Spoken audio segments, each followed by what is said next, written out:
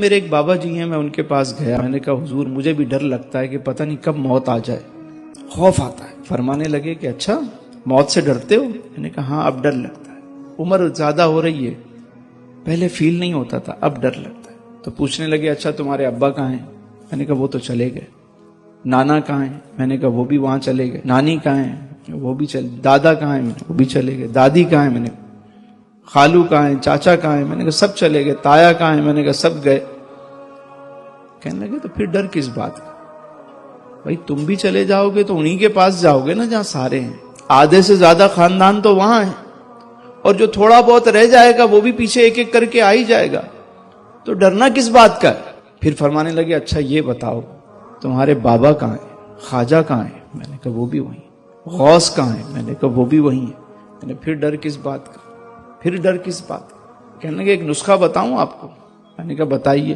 انہوں نے ایک نسخہ دیا مجھے، وہ میں چاہتا ہوں آج آپ کو بھی دے دوں، اور اس پہ عمل کر کے دیکھیں، آپ کو بہت لطف آئے گا۔ عمل کریں گے؟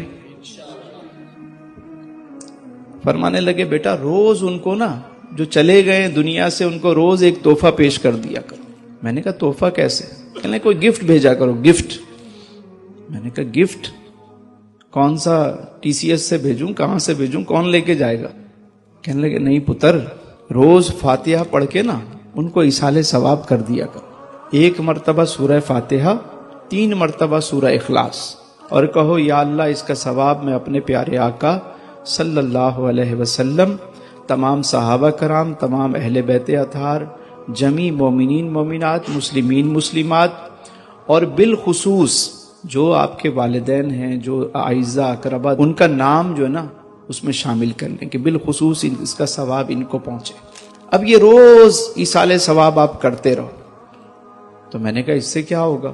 کہنے لگے کہ اچھا یہ بتاؤ کہ اگر تمہارا کوئی دوست ہو لاہور میں اور کراچی میں تمہیں روزانہ وہ گفٹ بھیجے، تم آفس پہنچو تو وہاں گفٹ رکھا ہوا ہو، تم گھر پہ ہو تو وہ گھر پہ تحفہ روز آئے، ڈیلی پارسل آ رہا ہے، کیا ہوگا؟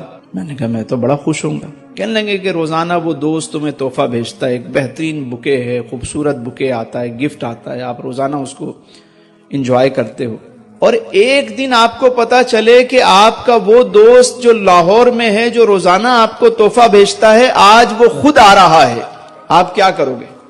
میں نے کہا میں تو بھرپور تیاری کروں گا استقبال کی، میں تو جو ہو سکے گا میں اچھے اچھے کھانے بنواؤں گا، میں تیاری کروں گا، میں اس کا استقبال کروں گا۔ تو فرمانے لگے یہی بات ہے کہ جب تم روزانہ کسی کو ایصال ثواب کرتے رہو گے نا، اپنے بزرگوں کو، اپنے بڑوں کو، اپنے والدین کو، تو جب تم دنیا سے جاؤ گے تو وہ سب تمہارے استقبال کے لیے جمع ہوں گے۔ بات سمجھ میں آئی؟ تو روزانہ ایصال ثواب کریں گے، روز کیجیے۔ پھر یہ ہوتا ہے کہ جیسے آپ نے شروع کیا اور آپ کو 2-4 نام یاد آ گئے کہ بھئی یہ چلے گئے، ان کو بھی میں ان کا نام لے لیتا ہوں، بالخصوص فلاں فلاں فلاں لے لیا۔ اب آپ کو خبر ملی یار فلاں بندے کا انتقال ہو گیا، وہ بھی آپ کا دوست تھا یا دوست کے والد تھے یا والدہ تھی، اس کا نام بھی اس فہرست میں شامل کر لیں۔ پتا چلا یار فلاں بندے کا نام بھی شامل ہو گیا، وہ بھی چلا گیا، اس کو بھی اس فہرست میں شامل کر دیں۔ آہستہ آہستہ آہستہ آپ کی یہ فہرست بڑی ہونا شروع ہو جائے گی۔ اس کے گھر والے شاید بھول جائیں اس کو، لیکن آپ روزانہ اس کو ایصال ثواب کر رہے ہوں گے۔ اور جب ایسا بندہ دنیا سے جاتا ہے نا، جو سب کے لیے ایصال ثواب کرتا رہتا ہے، نماز پڑھتا رہتا ہے، نیک کام کرتا رہتا ہے، نیک انسان جب دنیا سے جاتا ہے تو پاک فرشتے، وہ معصوم فرشتے پوری جماعت کی صورت میں آتے ہیں، اس کا استقبال کرتے ہیں، اس کو پورے طریقے سے پروٹوکول سے لے کے جاتے ہیں۔ قرآن کریم کہتا ہے یا ایتھا النفس المطمئنہ ارجعی الی ربک راضیۃ مرضیہ فادخلی فی عبادی وادخلی جنتی۔ اے پاک روح آجا، باہر آجا، اب چلنے کا ٹائم آ گیا تھا۔ تو بڑے طریقے کے ساتھ اس کو لے کر جاتے ہیں اعلیٰ علیین کی طرف۔ اچھے کام کا ہمیشہ اچھا نتیجہ ہے، موت بھی اچھی ہو جائے گی اور زندگی بھی اچھی ہو جائے گی۔